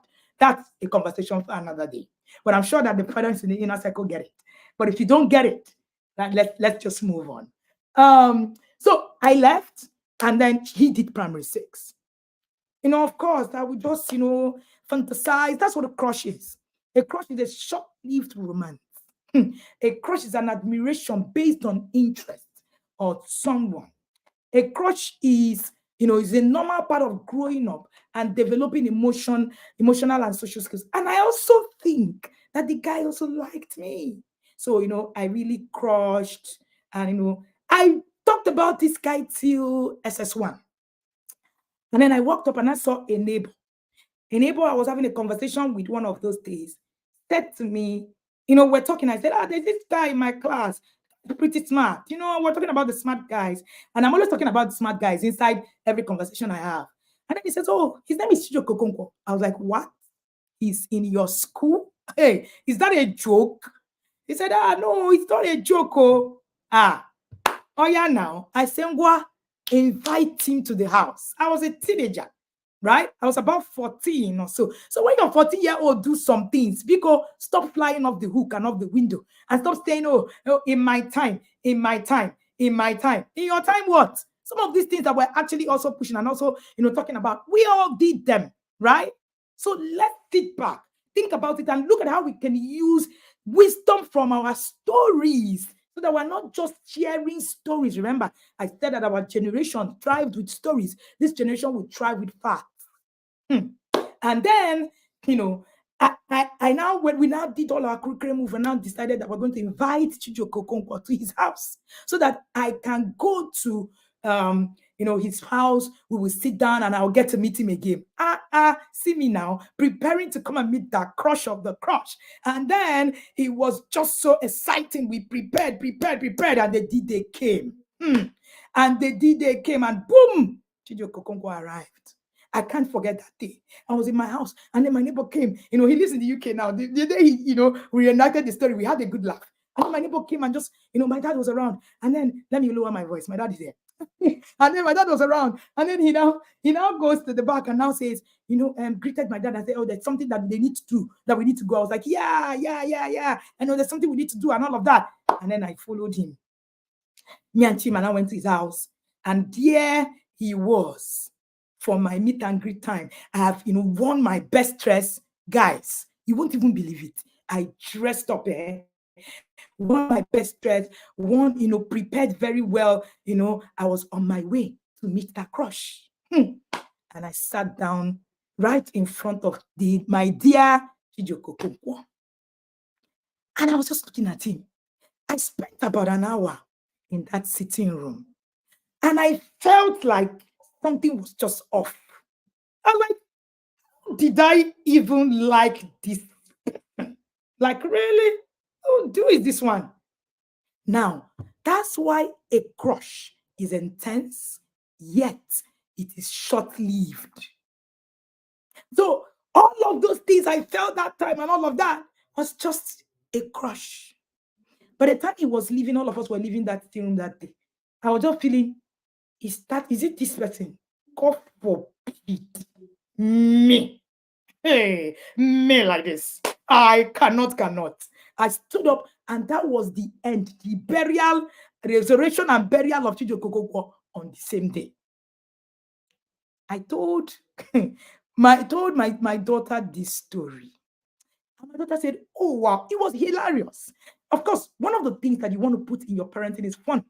The gestures. My husband and I do a lot of fun. We do a lot of exaggeration, and make this thing so a demonstration and make the things so interesting. So I did a lot of demonstration. I even showed her how I walked. My daughter had a good laugh.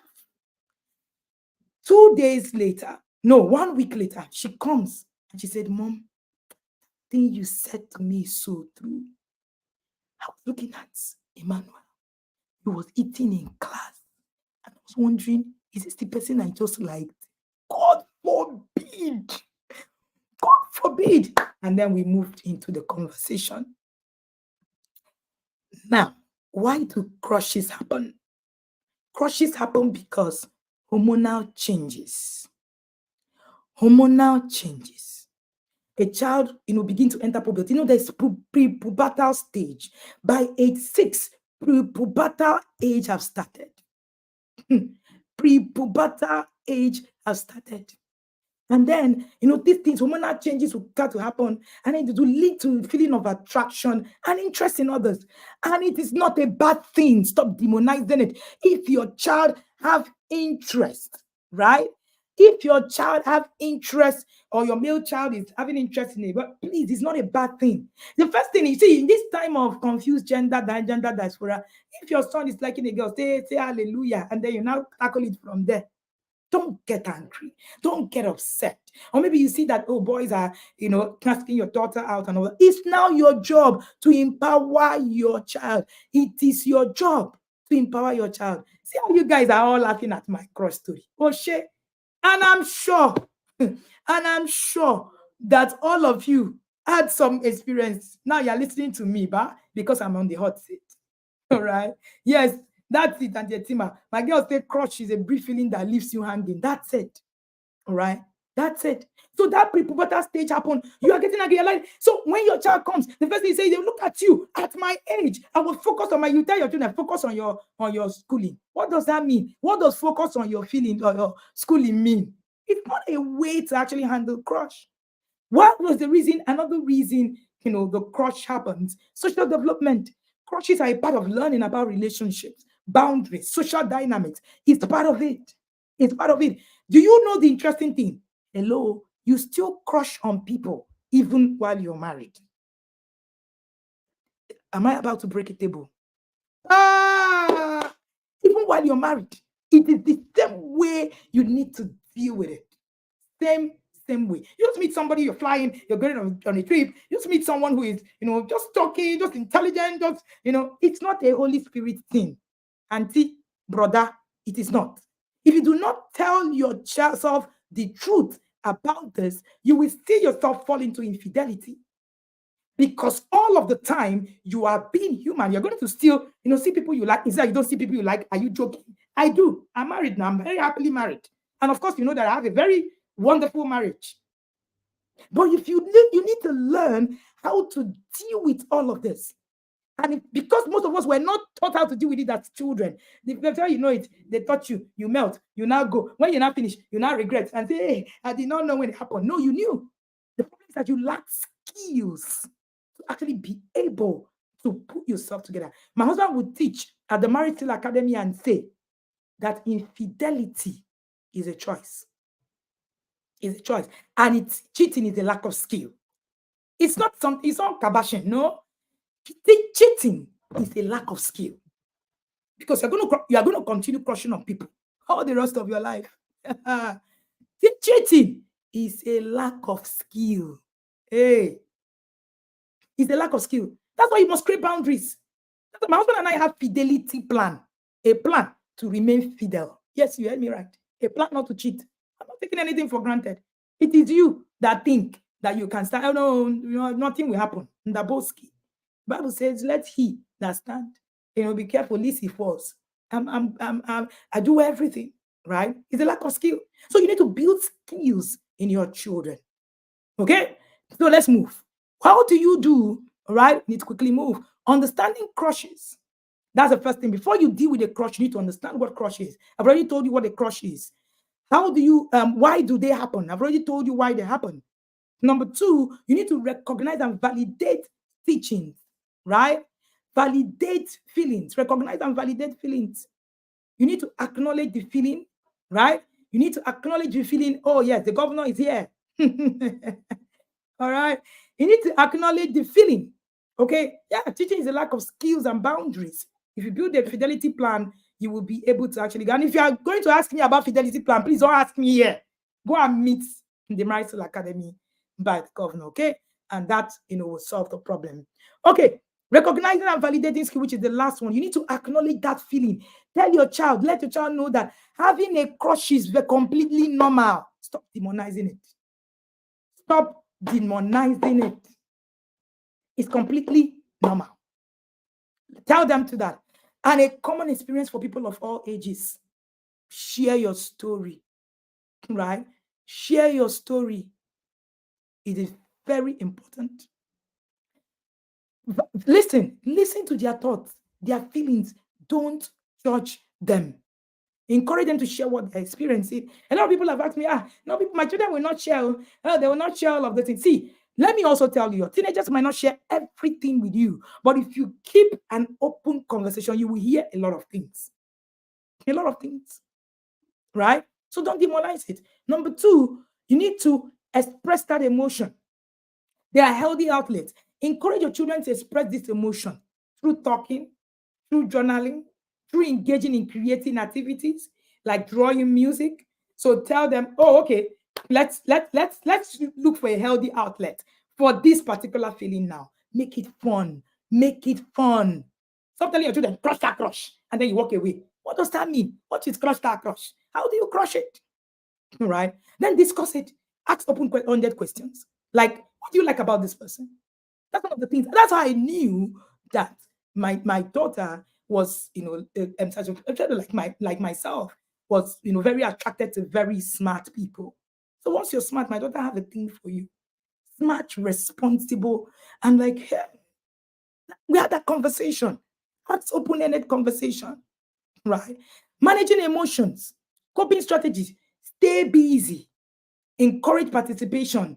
These are coping strategies. So I'll tell you, you know what? Stay busy. In grade just two, just recently, my daughter had one course. I said, journal it. Keep writing what you feel every day. Keep writing, and then start, using coping mechanisms, activities to feel your mind, to feel balance, give to your friends and all of that. After like one time, she came back. She said, "I beg, I'm over it, Joe. But it's not even all that."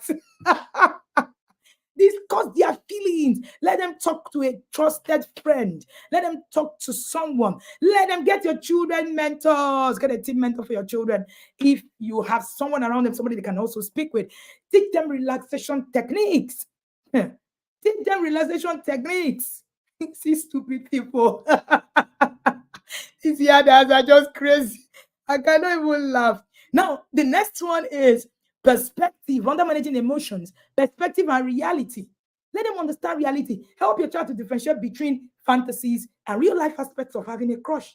Explain that it's normal feelings to be more intense than the actual relationship would be. Let them know, right? Acceptance. Teach them that it's okay. It's okay that they accept that this is part of the process. However, this is why you need to actually look at this conversation in a different way. Teach them to navigate social communication. Teach them communication skills, confidence building, Encourage them to practice communication skills. Role play scenarios where they might have to talk to their crush. They might have to talk to their crush. Emphasize respect, honesty, right? Emphasize it and let them understand that there is something that they need to say. I told my daughter, so when you're not talking to that person that is your crush, don't do like this. So let them not notice that you're not tripping for them. Huh? So you need to actually put your heads up. I do a lot of drama with my daughter. A whole lot. My husband even does a lot of drama. My husband was telling her the other day and saying, "Oh, this your hair is like the hair that everybody is now making." And she's like, "Oh, daddy, they were just talking about it and like, is that a raining thing and all of that? We do a lot of jokes with the kids. So I'm like, when you're passing, so when you passed, during his arm, was it still beside you? How did you manage? So I'm like, I teach her how to stand up, to talking about the scratch so that she's not just running away and not just, being able to handle it. Respectful interaction. Teach them to interact with their crush respectfully. Without having, to make the other person uncomfortable or even make themselves uncomfortable. All right. Then boundaries. Teach them personal boundaries. Important of respecting their boundaries. Help them understand to set boundaries on how much they want to engage with this, particular, crush. Then the next one is setting positive example. Setting positive. Share your own experience. Share your own experience. Relatable stories. You see the way I shared my own experience, and that was one of the things that changed the game for my own daughter. And my experience have actually helped her to be able to make choices as she's going. Model healthy relationships, healthy interactions. Children learn a lot by observation of adults. They know what it is that you're doing. They understand what it is that you're doing. Role play. I say a lot of the times, role play, role play, role play, role play scenarios. It doesn't matter how old your child is. We even used to role play scenarios for our foster daughter, who is currently 30, married. Been married for years now. Right? We used to replace scenarios of how men will come up to her and what they will say. She will fall on the floor. She'll be like, "Daddy, it's not that bad now. That's not how they say it." They will not say, "No, Daddy, you didn't get it." That the slang they now use these days, they call it, she will now name it. We'll all laugh. Right? Journaling. Get the children to journal. Just before yesterday, Tetima was talking about journaling. And most of us were actually, hey, journal. Oh, most of us do that a lot. But if you teach your children to journal, it's going to actually help them a lot. Engage them to keep a diary. When they can freely write about their feeling, the more they express it, the more that they are able to actually process it. If a feeling is not expressed, if a feeling is not expressed, it cannot be processed. Did somebody get that? If a feeling is not expressed, it cannot be processed. So where is your child expressing that emotion? Journaling, that's why journaling becomes something very key on your journey. Get them to keep an emotion diary, all right, where they express their feeling. It's therapeutic. But the time my daughter, went back to it, we had a very special diary for it. She went back to it, read it. I read a few of it. I had a good laugh. I'm like, but it made it so easy for her to be able to express it, understand what it is that the book is talking about. Get them books. Let them read age-appropriate books, articles that are dealing with crutches, understanding emotions. Any book that any teen mentor I know I can trust have, Coach Ebuka, Coach Etima, Coach David, Coach Marybeth, and she's here. I get every single one of the books. And I get my children to read it. They don't just read it. If you know me, my children read every book and they do a PowerPoint presentation on it. And then we break it down to how we implement it. At the time I wrote the book, The Spiritually Intelligent Teenager, my children did it. And the time it's my best friend, right? So my children did it. And then they put it together. And then they did a PowerPoint. And I made sure that they created a roadmap for it. When she wrote Maintain Your White, I even brought her, as a session, yes, paid, and took her to take through my children and their friends on what it means on maintaining your white. All right, I'm going, real fast. Now, let us look at the 5 Ds of dealing with crushes.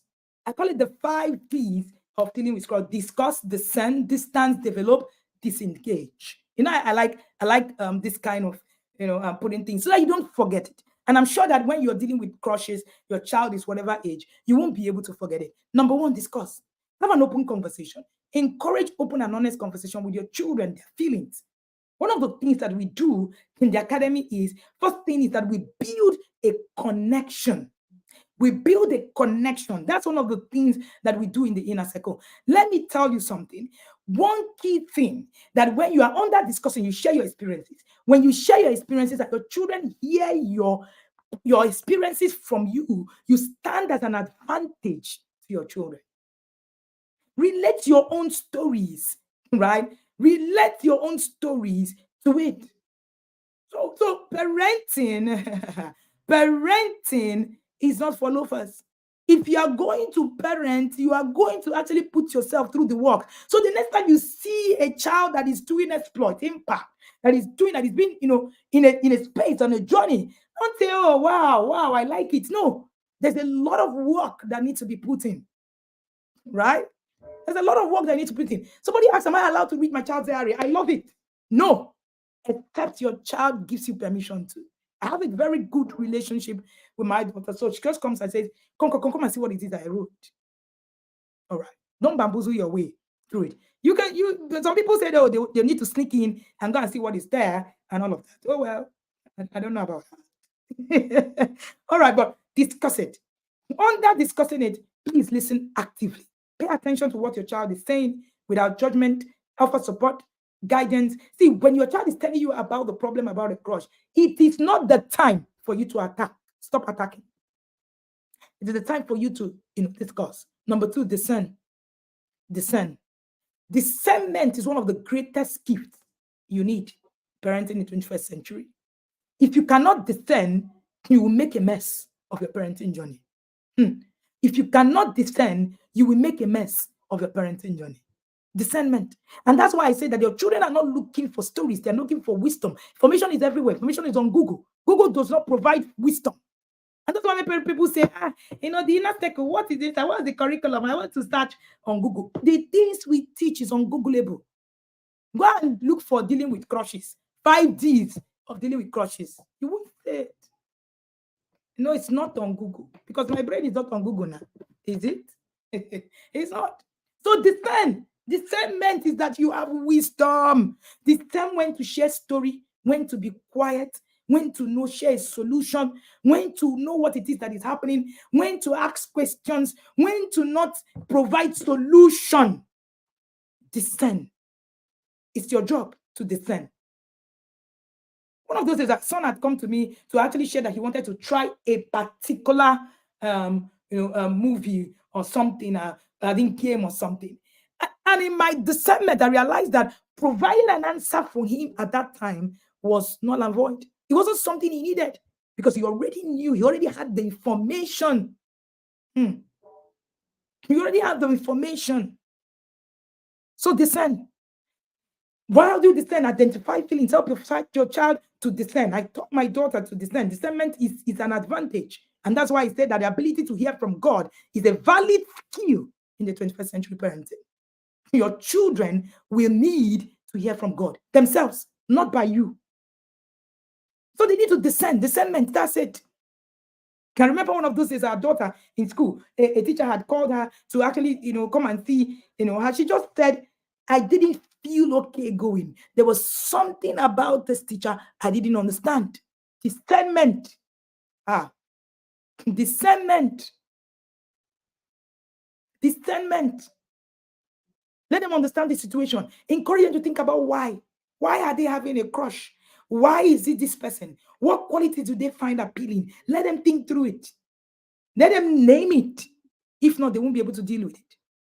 Evaluate the consequences. Discuss potential outcome. Discuss potential outcome of acting on their feelings and help them to consider if it's right and if it's the right time, if it's a situation. This thing that you want to having a crush, is this the right time? Is it the right time? Is that what it is? Right? Is that what it is? This is very, very important. Number 3, distance. Create healthy boundaries.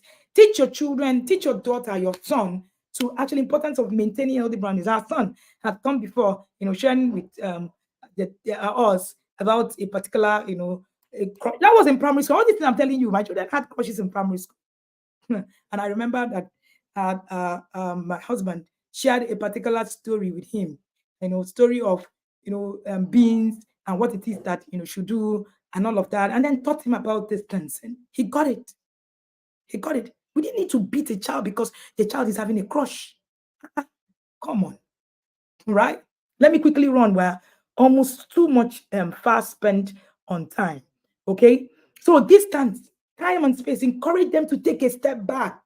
Encourage them to give, give themselves time. Encourage them to say to themselves, oh, okay, you know what?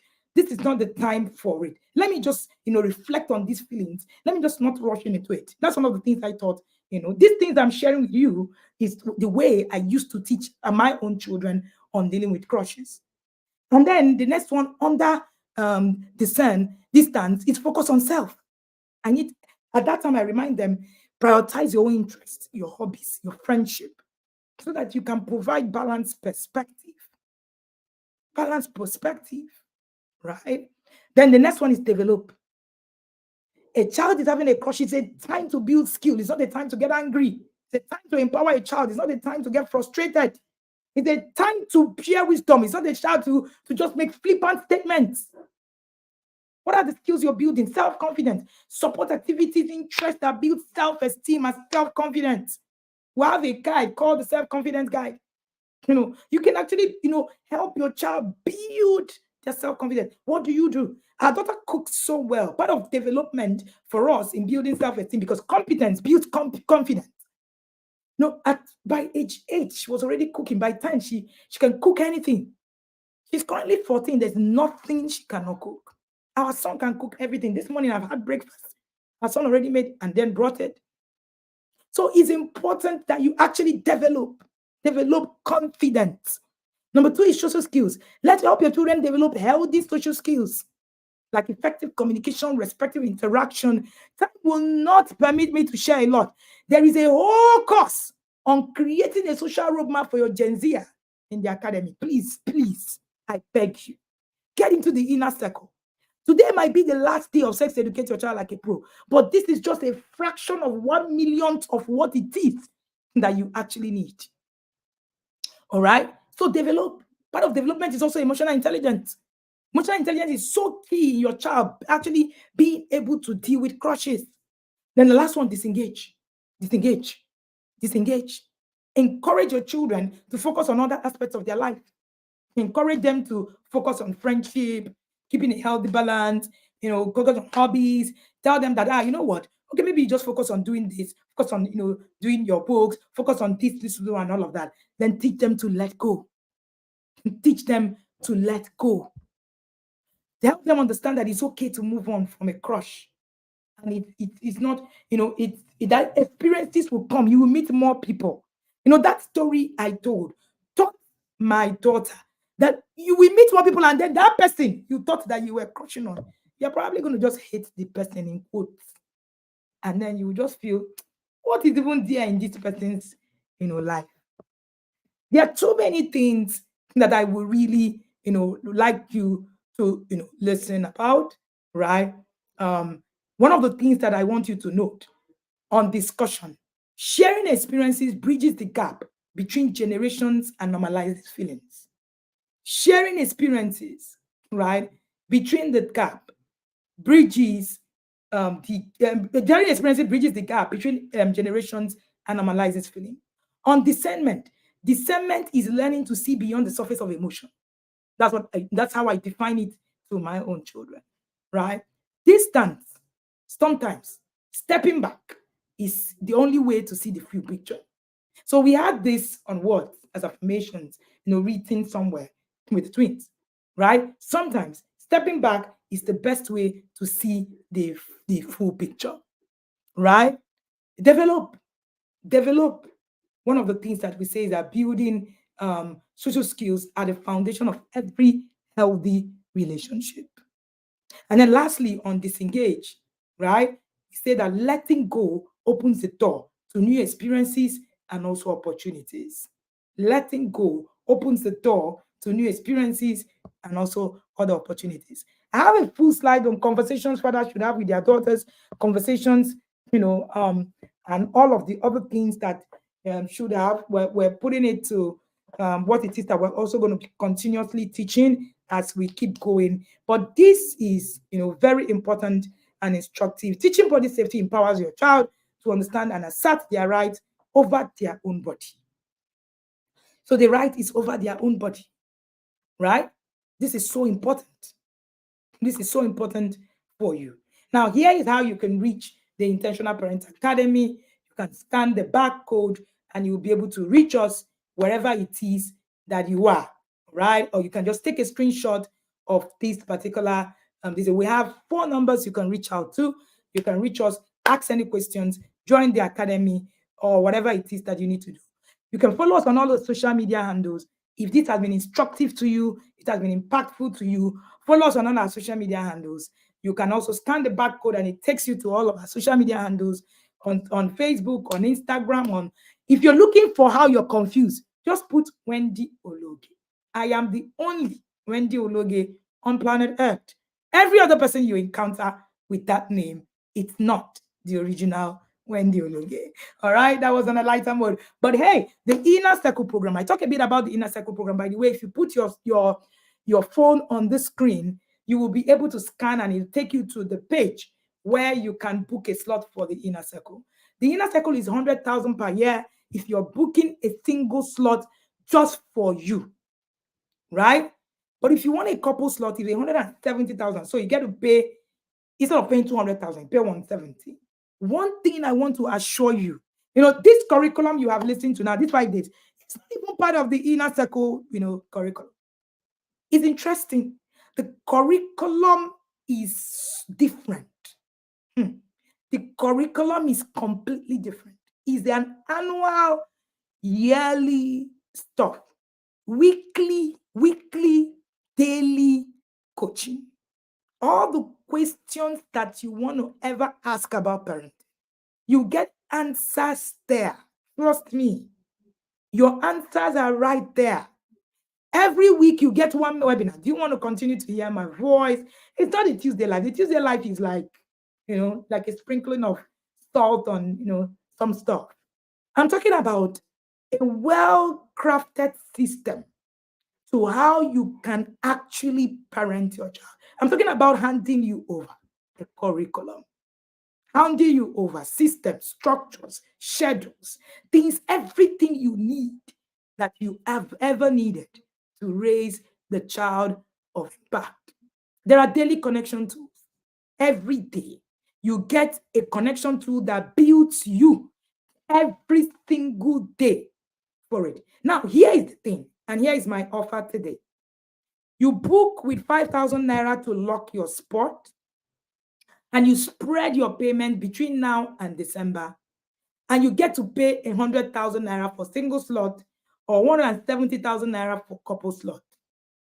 You will not be affected by the increment that will happen. So it means that if the Inner Circle fee is increased by next month, you are not going to be affected by the increment. So even if it's 200,000 naira per spot, it will not be your business, provided you have locked a slot. So that's the offer, right, for you today. Take this offer, get into the Inner Circle. Dr. Happiness said Tuesday Life is public announcement. TIP workers webinar is workers meeting where we break bones. That's it, where we break the bones. And you have every weekly, every week, you have a session as intense as, committed, and we know we don't fail. Somebody said, somebody met me at the beginning of Inner Circle last year and said, is it possible, coach, for you to actually teach every week for 1 year? I smiled. I said, you will get a voice note every day for 1 year. Every day for 1 year. All right. It's only in TIP Academy. You can't get it anywhere else. I have been through parenting academies myself. Trust me. And then some Inner Circle have gone and come back. Some paid $1,000. Some even paid $5,000 to join, popular parenting systems out there. And trust me, it's nothing like we offer. Somebody have a question. Can a child have a best friend that is opposite, friends? Oh, well, a child can be friends with their opposite sex, yes. All right. But you just need to teach a child boundaries. Growing up, I had friends that were opposite sex. So the person who helped me do the arrangement for Chijokoko, well, you heard my story now. He was my friend. Come on now. What are you talking about? Right? How you do it still amazes me. I give you up to you. Thank you so much.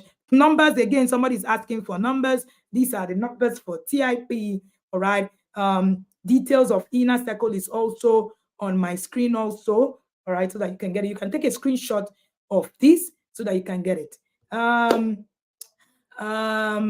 Coach, that coach says they have a limit. Yes, we have a limit to the number of people that we can take annually. So if you don't book, you might not get admitted. And if you do not complete your payment, you can book now, complete your payment, take your time, do instrumental payment however you want it until the 1st of December. But if you miss it till the 1st of December, by the 1st of December, you can't get in. It is not because we don't want to take your money. There are a lot of people. We have over 1,000. No, we had over 2,000 people who didn't take their money last year. You can ask questions. 2 full groups, we didn't take their money. Do the math.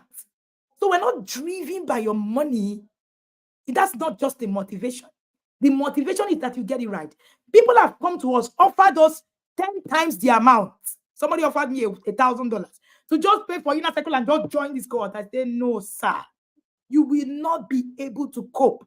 I don't want to have someone in the academy who cannot go through. I will do you a disservice. Please, bear with us. One of the reasons we actually do what we do, all right? One of the reasons we actually do what we do is that we want to get it right. We're not just interested in just, building. We want to build a system. It's not just, hey, come and learn parenting. We want to build a system. The academy is renewable every year. Yes, that was it. Do we register annually for inner circle? Yes. Yes. Or is it that you don't want us to pay our staff? You want us to just come. We need to pay our staff. Yes. We're not an NGO. We're a money-making academy, right? However, money is not my motivation. Okay? So it is important. How do I teach my children to separate the identity from situation? I love this question. The identity is the person. The situation is the behavior. When your child misbehaves, always tell your child, you are not this person. You are this. So talk about what it is that the child did. Don't focus on the child. Don't say things like, you are an idiot. That's why you did this. No. This happened. You made a mistake on this. You did it because you were not able to do this, and that. Focus on the issue. Okay? Someone once said you shouldn't make your children your friend. Then how can they now be open to you? Your child is not your friend. Friendship is a tool in parenting. That's why you need to join the academy. This is not even a question for this class, right? So I teach that your child is not your friend. Friendship is a tool in parenting. So you need to actually go and understand why understand what it is how it is that you need to deal with your child. When you make a child your friend, this is my word, my mini me, and all that. According to the team, my word, mini me. When you do that, you can actually make a mess of the system of authority figure. I think that you want to get into the academy to even learn more. All right. Is TIP the same as inner circle? The Intentional Parent Academy is the academy. The Inner Circle program, it's a program in the Intentional Parent Academy. Just like the Sex Educate Your Child Like a Pro program. So you register for Sex Educate Your Child Like a Pro program. It is for 5 days. The difference is the Inner Circle program is for 1 year. We all run all of them under the Intentional Parent Academy. What if the classes clash with work hours? The classes must clash with work hours because we have parents from all over the world. There are people that these classes are 4 a.m. their time. I remember I was in the States a few weeks ago. I had to wake up at 4 a.m. to do a class, right? Some people it's midnight their time. So That's why there is replay. That's why there is replay. There is replay. So get replay, get replay, get replay. For it. So that's why even for sex educate, there are replays. There are parents who can't come live. Our parents in Australia, some parents are sleeping as we think, as we stand. It's a global front. Whenever the class plays, you can catch replay at your time. All right. So the intentional TIP means the intentional parent academy, right? And the inner circle is a part. It's just a program in the intentional parent academy. Alrighty. For a teenager who complains about intense sexual urge around ovulation, how do I help her? Teach her what to do. Use this crush system to help her. The same thing. The same thing. Use these 5 Ds. You're gonna help her a lot. And that is, a good way to actually do it. Discuss it. Tell her that, okay, these feelings are okay. Tell her to distance, separate herself from it. Do things, do healthy things, develop skills, get her to cook, to do something. So in that time, she's actually distracted. She's actually distracted. The same system. Alrighty. That's it. So if you think, right, when is it done? It starts 1st of December 2025. If you think you got value for sex educate your child like a pro, you actually saw nothing. I can assure you. I'm sure many of you came into sex educate your child like a pro, expecting too many other things. Oh, and how we teach my children about sex. If you follow the teaching from day 1 to day 5, you will realize that you don't need to teach your children, sex said, sex didn't say. We never sat down for one day to teach our foster daughter about sex in marriage, outside of marriage. She understood it with the conversations that go on every day. And yet she got married, preserving herself. So it is not in the, hey, you sit down the child. It is in all of these skills that we actually have. So the next cohort opens 1st December 2024. If you miss it, you will wait for 1st December 2025. Do everything you can to get into the act. There are a lot of parents here who do contribution, who pay small, who do. That's the beautiful thing. You can pay through the year and you get in. But in all you do, in all you do, please get into the act. The inner circle, yes, it brings you into the TIP Academy. That's the only thing that gets you into the TIP Academy sustainably, right? That's the longest program that we have. TIP is 5,000 disciples. Inner circle is 12,000 disciples. All right. Thank you so much. Yep, I missed one of the classes and I was up at 4 a.m. to catch replay. That's it. When is the last day for booking the slot? Anytime that you book the slot, there's no last day. But anytime that you book the slot and the slots are over, you cannot get a slot anymore. Right? That's one. If we reach the number, we currently have over 1,000 people, slot booked. That's apart from the parents in the inner circle already. Parents in the inner circle already are about 5,000 or so. And there is a max we can get to. Because the inner circle also run an accountability system. We need to do some follow-up. There is a max we can get to. So we can't take everybody. So the earlier you book with 5,000 naira, once you lock your slot with a 5,000 naira, you will be able to have access, irrespective of what happens. And it also gives you access to not having any increment, anything affecting you and all of that. So yes, thank you so much for joining me. Thank you. Every other question you now have from now on, you pay me. By the way, 100,000 naira is what you pay to actually have me speak with you for 1 hour on a one-on-one session. So choose your heart. Meanwhile, if you are in the inner circle, you actually have access to me throughout the year. Coach, are you going to have access to 5,000 people? How do you do it? You don't even know about it. When you are called for a thing, you are empowered for it in a way that people cannot understand. When people say, how do you do it? Anything leaves you, and I echo the words of my father, Bishop David Oyedebo, virtue doesn't leave me. I don't feel nothing, right? Because I'm in my calling, I'm in my place. Thank you so much for joining me today. Is it also 5K to book slot for? It's 10K for book slots for couples. 10K to choose book slot for couples. So yes, choose your heart, whichever way. If something comes up, is there a trouble that comes, you want to speak with me, you will pay the 100K and I'm going to speak with you for an hour, unapologetically so, right? And very soon, I'm going to even really increase it. It gets overwhelming sitting with parents every day. I cancel back to back every single day, and you don't even want to know the work. So please get into the academy. Thank you so much for joining me. I gotta head end here. I hope you had fun. I hope you actually got value from these 5 days.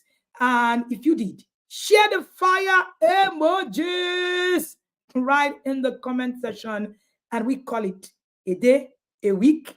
It's been intense. Remember to share your reviews with your family and friends. Share what you learned about the Sex Educate Your Child Like a Pro. Tag us. When you log it, tag me anywhere. I will really appreciate that. Have an amazing day, everybody. Yadas, see you in the yard.